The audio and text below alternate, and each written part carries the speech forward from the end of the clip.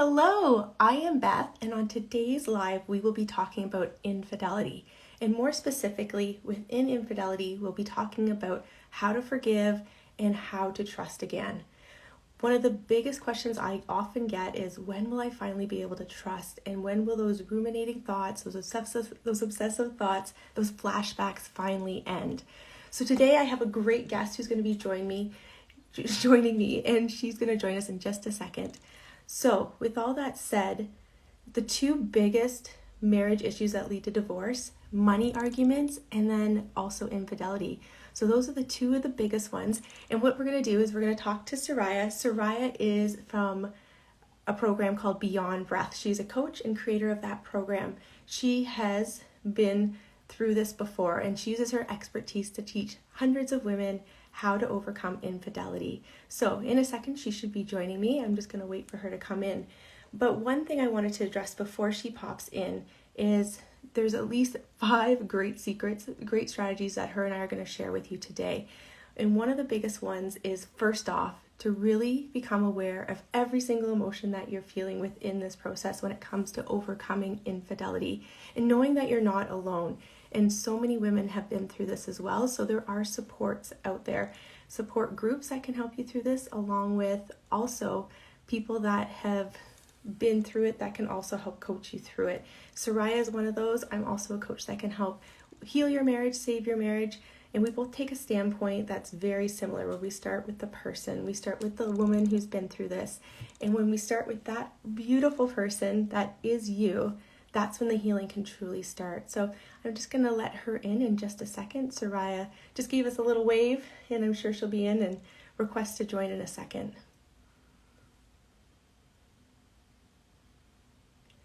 She's still requesting to join, I believe.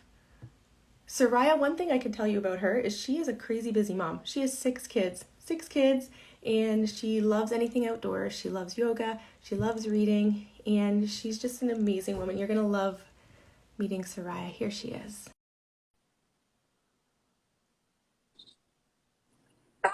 I made it. Hello. All good. I'm so glad you're here. So I've given you a beautiful introduction. You are the creator, the coach of Beyond Breath, and you have survived your own betrayal, and you come here from this place where you were years ago and have healed from that.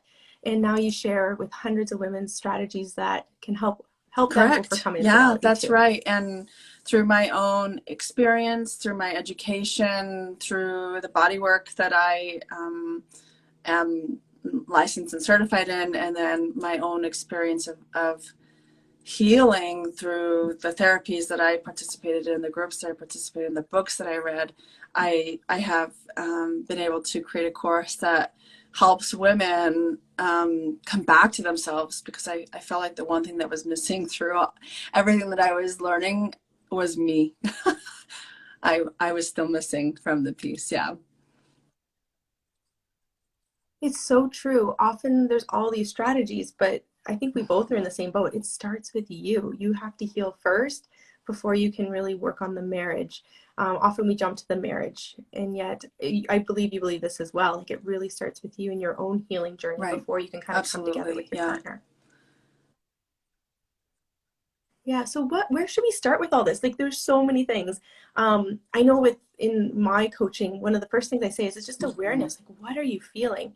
Um, what are those feelings that you're feeling, whether it's jealousy, anger, sadness? We got to start with those feelings because they're these massive clues into what's Mhm. really going down Yeah, and underneath. even those words sometimes are Yeah. hard to decipher. Like, I remember sitting in a therapy session and my therapist handing me the feeling wheel and saying, "Okay, tell me what you feel." And I honestly was so disconnected from myself that I looked at the feeling wheel and I started crying, thinking I might choose the wrong feeling, right? Like, what if I'm all of these? And I didn't trust even stating how it was that I was feeling, and I wanted to frisbee it across the room because it just didn't resonate with where I was within myself. And it almost made me more frustrated. And I understand that, like, we all have our own way of understanding ourselves. But for me, and one of the things that I teach my clients is to start with awareness, yes, but without labeling it. because sometimes the label is hard.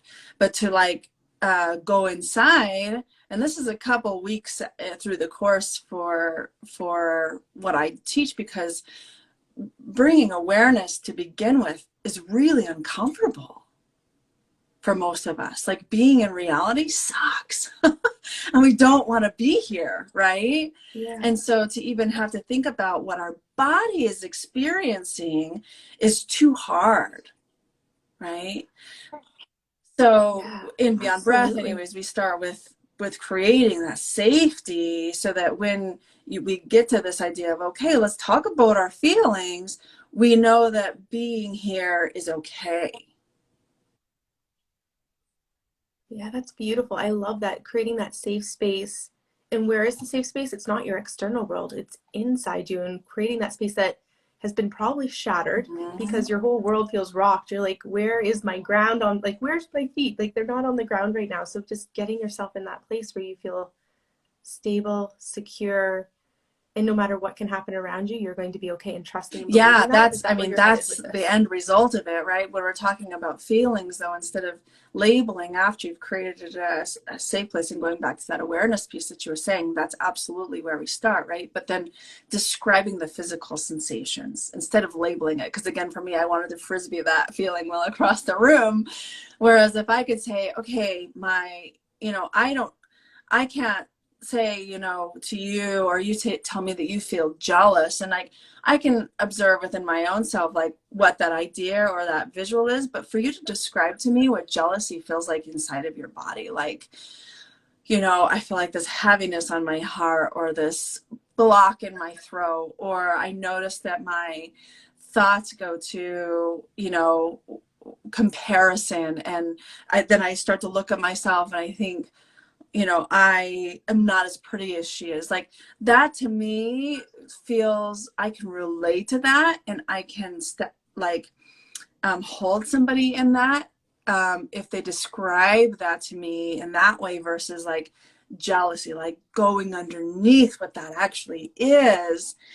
And I feel like in our relationships, when we do work on the relationship piece, on building that, when we can speak from a place of that vulnerability and that honesty and that awareness, we're not saying, we're not blaming, we're not defending, we're not putting up against, we're just exposing ourselves. Obviously, we've created a lot of safety within ourselves and trust, which is what we're talking about today, um, to be able to share and communicate in a way that, um, is more on the physical level of things.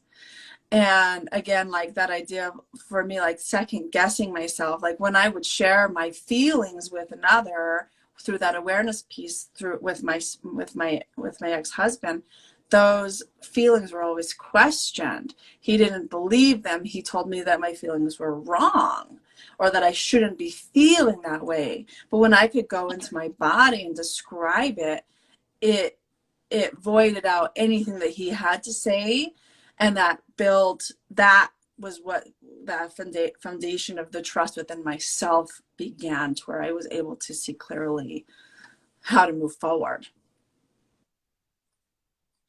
Yeah, it's so powerful because often, depending on even how you were brought up, like maybe you don't even know what a certain feeling actually is, but we can always Mm-hmm. have that kind of somatic experience where you're like, I can feel a heaviness on my chest, or you can even go inward and sometimes you can see it, almost like your heart becomes like sludge or hard, and you can experience that within your gut. Often it's your gut, your heart, and then sometimes your mind too, is where we feel a lot of those dense emotions. So I think that's so great to take the labels away, throw out the wheel, and just be like, what is the sensations within my body, or even sometimes colors or textures Mm-hmm. that you can feel too within your body. Yeah. What a great way to Yeah. start this And that's process. really, in essence, like, getting to that place, I feel, is really hard for women who have experienced trauma, betrayal trauma in their marriage.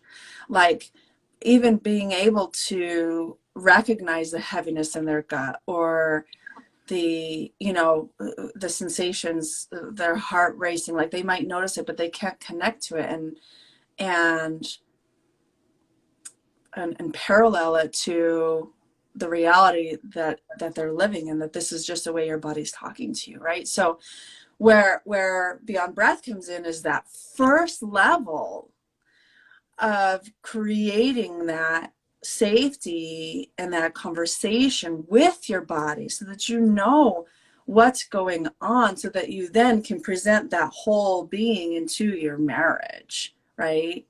And that's where that, or even into, for some of my clients, beyond breath was the first step into their ability to even step into a therapy session and do EMDR or CBT, or anything that required that, because they backed into themselves first, and then their therapy was able to excel because they weren't still up here in this place. They were here in their body. Yeah, so then what kind of strategies do you use with your clients when it comes to really honing in on what's actually happening within the inside? I'm wondering if it has to do with breath, with being called beyond breath, but how do you really connect that mind that's maybe racing, that's just kind of analyzing, that keeps going back to the D-Day, that keeps looking at all the evidence, like everything they've been collecting for so long, this detective mode that they've been in for so long, and then take that body that's been on like kind of fight flight this whole time, and then go inward to kind of meet those emotions head on that don't have names per se, but just have feelings. Like, Yeah, how do you finally bring the it's two so together? interesting because that policing, that monitoring, that visualization of the recurrence, and the way that our minds automatically fill in the blanks, and we put together this puzzle, with, even if we don't even have all the pieces. And the way that trauma is in our bodies is that, every time we visualize that's with the prefrontal cortex, our amygdala, which is like the emotion center of the brain, watches that. And then it recycles, if you will, the trauma to where you do feel like you're experiencing D-Day every morning you open your eyes. Oh, shit. I use that word a lot, like, oh crap, this is my life, right? And we get Yeah, stuck in that cycle it's of that trauma. And that's where, Bessel van der Kolk, the author of The Body Keeps the Score, talks about the fact that you can't talk your way out of trauma. You have to, you have to really move your way out of trauma. And how I define that is healing from this trauma is learning how to live again, because you've been so much in that fight or flight for so long.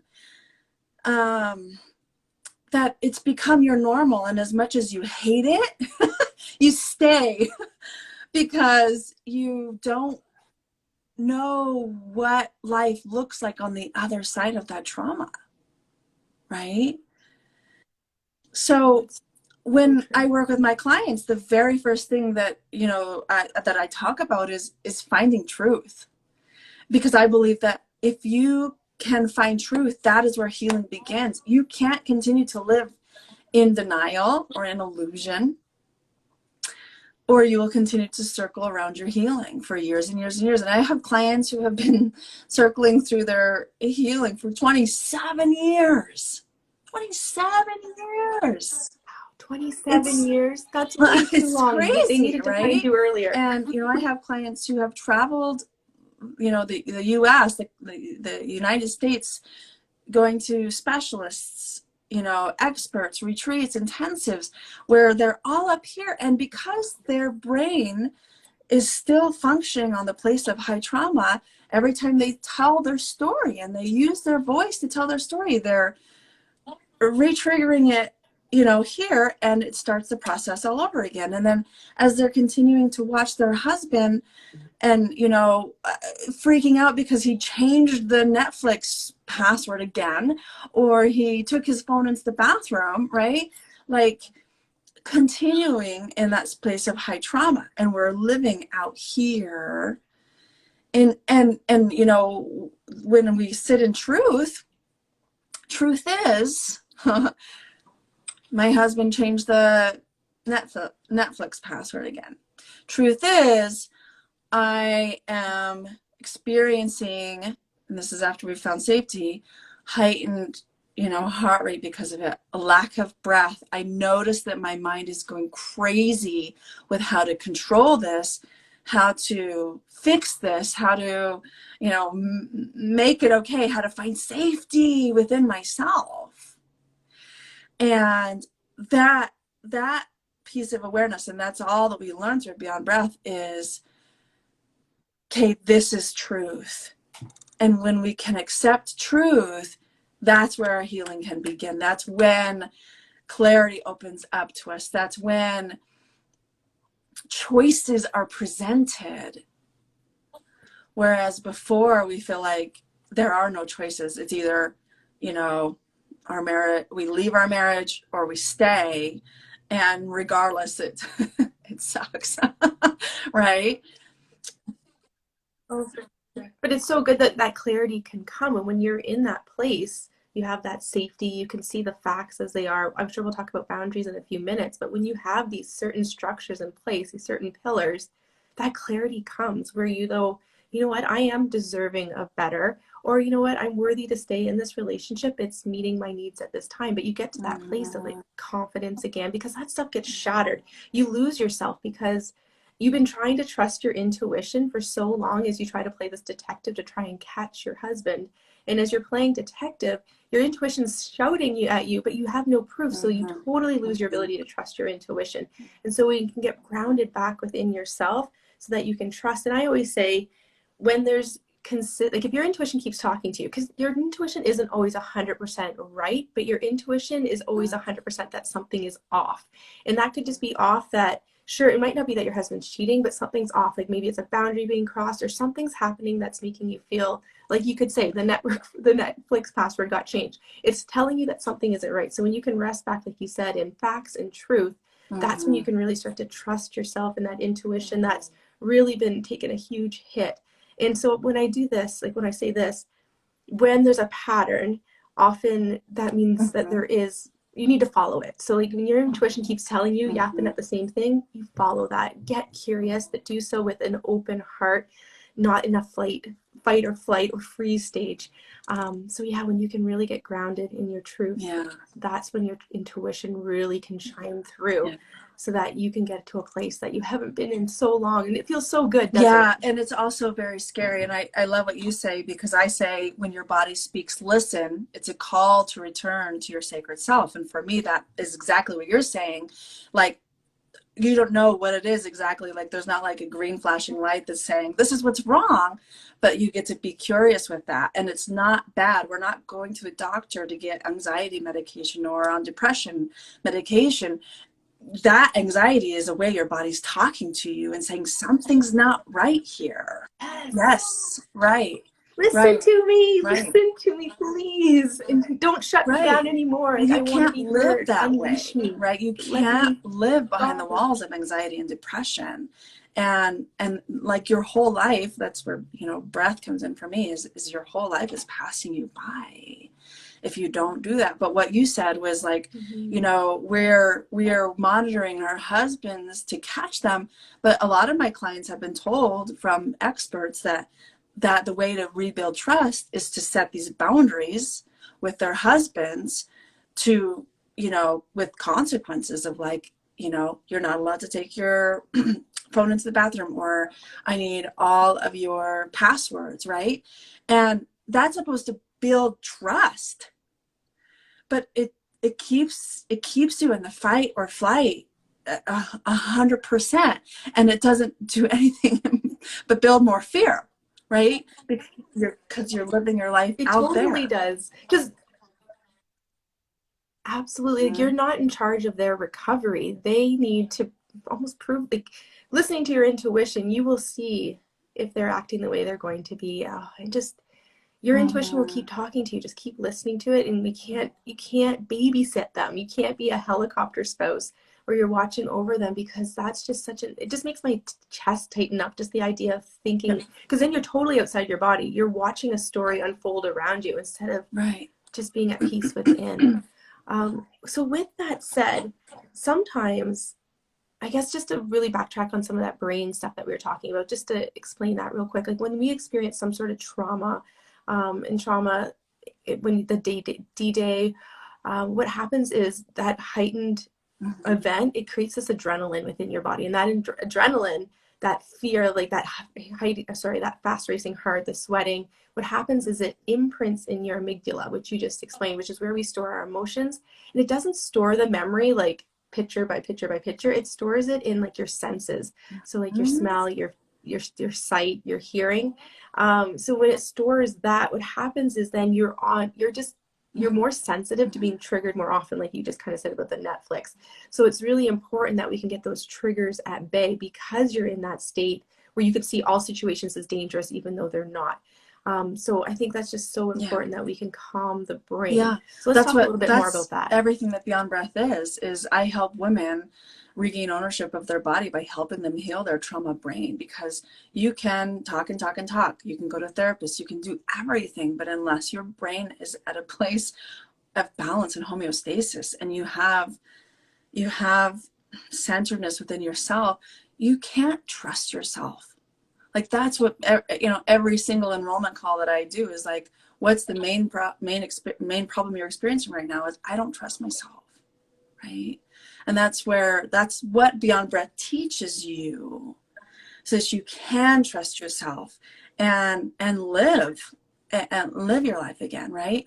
So again, like, I have a client who 27 years, continued to try to control her husband, waited for him to choose her, thought that her healing was only going to begin if she could finally make a decision on whether to stay or whether to leave and have both feet in, right? But for 27 years, she was 1 foot out and 1 foot in.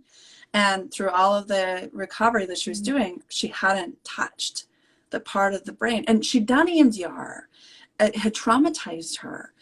She'd done neurofeedback. But what happens is, like, when you go home again and you experience those triggers, right?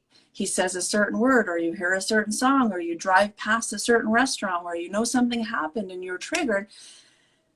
You, like, what do you do now? How do you work through this now? Right? And so Beyond Breath is tangible tools that work on that awareness piece. And through the awareness piece, you heal your brain. And you create that safety within yourself instead of living in the sympathetic nervous system. We're really working in the parasympathetic nervous system, but Beyond Breath is specified for women in betrayal trauma, and um, and healing the brain so that their life can continue. Because, like you said, it's imprinted into the amygdala. Your senses are on overload. Everything feels triggering. And then your life passes you by decades later. 27 years. 27 years. You know what? That's good that she's here, though. She's here doing the work. So maybe you can give us an example. So there's a question that came up, like, I tried to go to that place where I was working on myself, Mm-hmm. but that's when the cheating happened again. So instead of watching for it, she was Yeah. working on herself and it happened again. So how do you regain the trust when all of a sudden, you know what, I'm doing my part and now Yeah. he's off doing his own thing? How do you get back into doubly trying to really work on yourself? Is there an It's exercise that you would it's give it's them? so hard because I feel like we go into this recovery with the expectation of him being perfect. And I was listening to a book called Breathing Love. I think that's what it's called, by Jenny Lee. And she talked about the word trustworthy. And one of the words that she used to describe trustworthy was incorruptible. Incorruptible. Who is incorruptible? Right? So I'm not. I'm not. Right? I make mistakes. I am a human being, and I'm working on myself consistently. And so I feel like when Yes. we step into a recovery, and our intentions are good, except for I think we sometimes have this behind the scenes intention that if I do this, he's gonna, be able to excel. He won't relapse. Like, I know from my own experience, like I went to therapy sometimes just to prove to him that I was working, and tried to convince him through my own therapy that I was worth him working on his, right? I would read books and read a passage that I thought would be powerful for him to read. Like, my reading was for him so that I could continue to help him, right? So I feel like the separation of healing has to stay separated. And I know and again, like, Mm-hmm. I am a yoga therapist. I've been in this field for a really long time. I've worked side by side with the clinical director, certified sex addiction therapist, EMDR, neurofeedback license, right? Like, certified. And so that's their expertise. Mine is this. And I know that through healing, through this recovery process, you are on your own road. And I give this example. You're on your own paddleboard. I teach stand-up paddle yoga. And if you've ever been on a paddleboard with somebody else and they fall off, you fall off too, right? Yeah, it's such a good And analogy. and Absolutely. it's this, like, gosh, you fell off again. You have to climb back on the board. You have to help him climb back on the board. Oh, like, this resentment, this anger, this frustration, this hatred within yourself. And that's not what recovery is. Recovery is love. No, not at all. And so, for a woman in that situation who's working on herself and then her husband relapses, we as supporters can hold that with so much grace and understanding, and remind that what you're doing is you're working on your own paddleboard, to where if he falls off, Mm-hmm. you'll feel the waves. And you'll be able to decide with clarity, do I have the energy to hop in and help him get back on his board right now? Or do I need to stay on my board and shout from the sidelines, you can do it. I'm here for you. And also, I can't dive in and help you right now. I don't have that within myself. And that that's not selfish, but that's where healing is actually going to take place. Mm-hmm. Would you, in your work, how do you help the women completely separate from their healing in regards to, like, you're physically in the same space, so your amygdala is firing off little emotions all the time, being like, he's in my space, just looking at him Mm-hmm. makes me feel like he's cheating.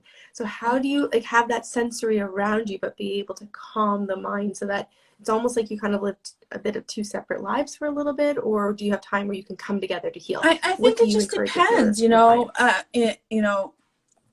in my marriage now, there hasn't been infidelity, but there have been hard times. And, at times my husband said, like, I can leave if you want me to. And I'm like, it doesn't matter, because the feelings that I'm experiencing are going to be here whether you're here or not, right? And I think it just depends on the safety that you can find within yourself. So the very first thing we do when you get in Beyond Breath is create that safety. And we talk about the physical space that you're in supports your physical body, right? And your physical body needs to feel safe in order to rest. And rest is a huge part, right? Being able to sleep is a huge part. And so at the beginning, as you step into this, perhaps sleeping in the same room with him isn't okay. And that's really scary. That can be a really scary conversation to have with your husband. You're not sure how he's going to react to that. But as you find the safety more and more within yourself, and you realize, I can't sleep with him in the same room. We're not separating to separate from him. We're separating to move closer to him, right? And so, I talk about, like, creating a safe space within your home. Like, if you're separated, create and I had one of my clients do this once. Like, she set up a room in her basement. She bought a whole new bedspread. She bought decorations for the room. And it wasn't this battle to get back into the bedroom with him. That wasn't the goal. The goal was for her to be able to find safety for herself, and be able to like be in the kitchen with him and, you know, have a conversation with him. And then slowly they got back into the same bedroom, but that wasn't the goal. And that it wasn't like a Mod Podge, I'm sleeping on the air mattress for the time being, because truth is, going back to truth is, this is where we are right now. And truth is fluid. And so we might be here right now, and I know that feels scary, but the goal is to come back together. And also, that goal is going to be met, and we're going to be able to get back together if we stay in truth and not rush to that end goal. I agree. And so often I hear is like, Mm-hmm. when can we get back into the bedroom together? When can we have these conversations? And I believe Mm-hmm. your intuition will guide you on that in baby steps. There often is pressure from friends, from family Mm-hmm. being like, leave, or why are you guys not doing this, this, and this together? Or why aren't you guys going to Mm-hmm. couples counseling? There's so much judgment out there, but when you can really go inward and just ask yourself, what do I need? Do I need that separate space? And if I do, that's okay. Giving yourself permission. And sometimes I Mm-hmm. even say, forgive yourself. Like, give yourself a little prayer. Like, I forgive myself for thinking I should be sleeping in the same room with my husband right now. But I'm thankful for this thought because it shows me that, you Mm-hmm. know what, that doesn't feel right for me in this moment. And it's good for me to be separate. So forgiving yourself for those thoughts, thanking them though, because they're showing you what you truly need. And I truly believe your intuition will tell you, you know what, I'm ready to Mm-hmm. hold his hand today and just see how that feels. And maybe it's more than hold his hand. Maybe, you know what, I'm ready for more, but just listening to your gut Yeah. and stopping at any point too. You're like, you know what, Yep. no, I thought I was there, but I'm not. I need more time. And the last part of this too is if your partner's on their own healing journey, I find that eventually you'll find that your vibration, like law of vibration, you'll all of a sudden find yourself Mm-hmm. attracted to them in a different way. Like you'll be feel drawn to have a conversation Yep. because you'll have matching Yep. energy at a certain point in that healing process. And as you work on yourself, they may all of a sudden realize, you know what, they're not going to yell at me, nag me, ask me all Mm-hmm. these questions. I feel safe to open up again as your healing changes and you don't feel that you're Right. not letting off that like Right. fight, anger kind of energy. They will open up to you. So even though you're not together doing counseling in that moment, Yep. energetically in the same space, you'll just feel it. You'll know when it's time and Yep. your partner will Yeah. open up I and absolutely agree. And it that's where, happens. If that's, sorry, just to interrupt you, right. just if that's your partner's And you journey. can't If control it's not, that. it may not happen. But if it Right. is, That's right. And no. that's where, you know, when I share this in my webinar, the main thing I share is these boundaries. Like, you know, we're supposed to create this list, or we're invited to create this list of, you know, what we're going to do if something happens, or what he's allowed to do or not do. Right. And the only boundaries that I teach my clients, and again, even setting these boundaries and learning what feels safe and what doesn't, there's processes that happen before that, right? That you can even start to understand that within your body. But my boundaries say, if I feel safe, I'll be close. And if I don't, I won't. And that's really scary when you don't trust yourself, right? And so, you know, even one of my clients right now, she's been with Band Breath, I think, for 3 weeks. And she was just noticing like that her whole program around food, which isn't anything that we even talk about, she was aware that like she felt like she had to eat everything off of her plate, and that everything as far as her programming was concerned was that she needed to eat this food. And then she started recognizing this other part of her that was like, what if I don't? That's scary. I don't know what that looks like. I've always done this. And so to step into learning how to trust yourself, you take those small steps of like, if I do this, am I going to be okay? Right? If I throw this food away, am I going to be okay? And that's how you build trust within yourself, is doing little things differently and seeing how it shows up. And this isolation, I'll use that word, isolation of self, without the worry of how another person's going to respond, because their response or reaction is their own healing. This is more about where they are on their healing process than it does about yours. But everything that you do Mm-hmm. is, I know these words, these come later, right? Is based on love, non-harming.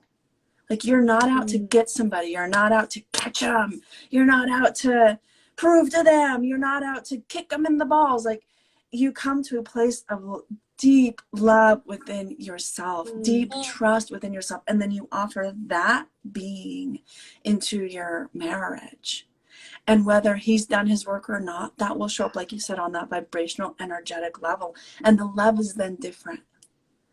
Love isn't sex. Love isn't expectation. Love isn't he did this for me. Love is I get to love you. And that's the greatest gift you can ever have. It's so true. So within that, so much of it is not predicting the future, because you want your marriage to work, but you have to let go of that.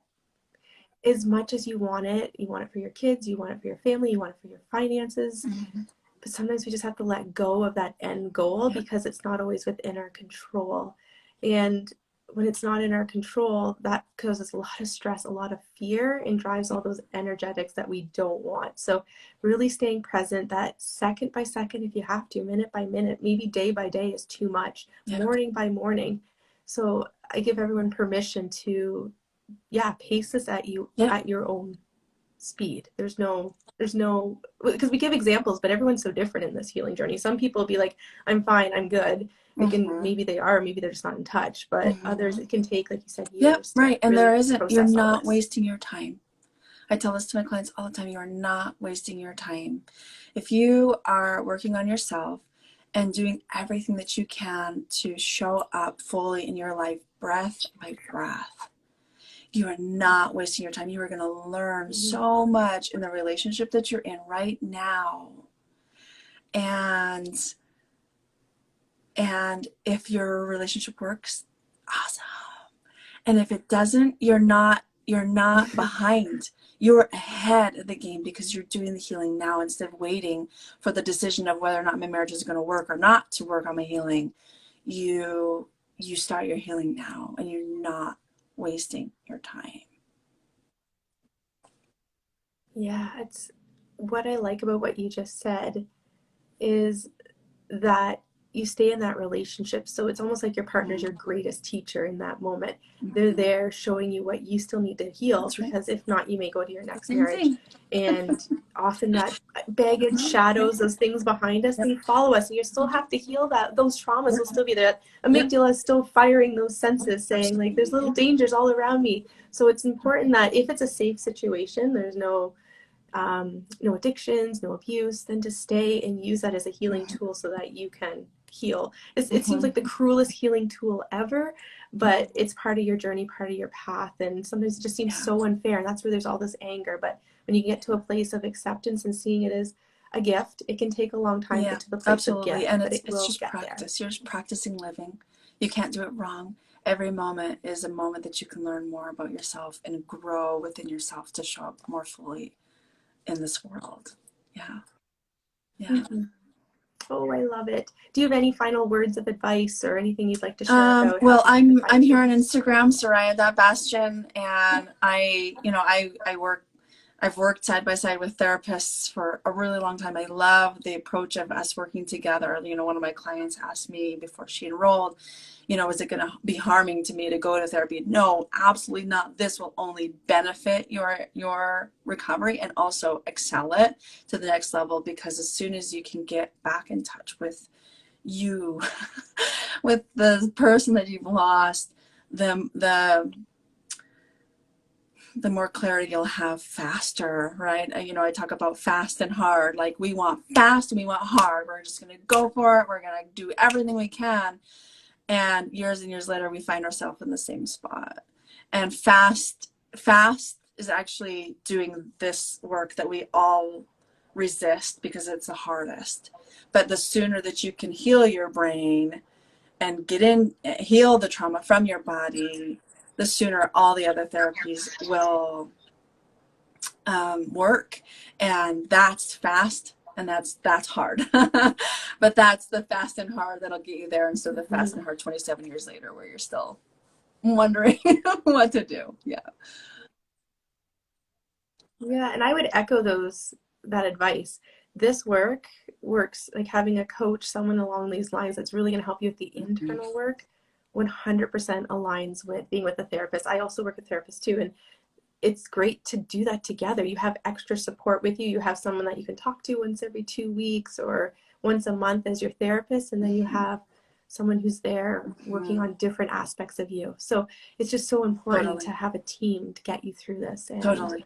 you need a village. So find your village, whether it's you, whether it's myself, whether it's someone else. But you don't have to do this alone anymore. That's my biggest advice. Like, have someone hold your hand through this process. Mhm. Someone who knows what they're doing and has been either lived it, and has the Mhm. Yeah, professional absolutely. credentials to help you as well. So, um, and any of your listeners that Yeah. may be watching as well, I'm Beth, and you can find me at Solify Wellness. I have a great little guide called 3 Ways to Save Your Marriage. You can check it out in my bio, but send me a DM if you want to chat. I'm always up for sharing some tidbits or some tips, strategies with anyone that's looking or just Yeah, really I love struggling it. and I doesn't love know it, where Beth. to Thank you start. for having me on today. I really love talking about this stuff. So thank you. Yeah. I know. It's been Of wonderful. course. Thank you so much for joining us. And I'm sure we will meet up again in the future, and Absolutely. I'm sure we'll have more topics to share with Absolutely. our beautiful audience. Thank you. All You right, you have too. an Bye bye. awesome day, and we'll talk soon. Bye everyone. Thank you.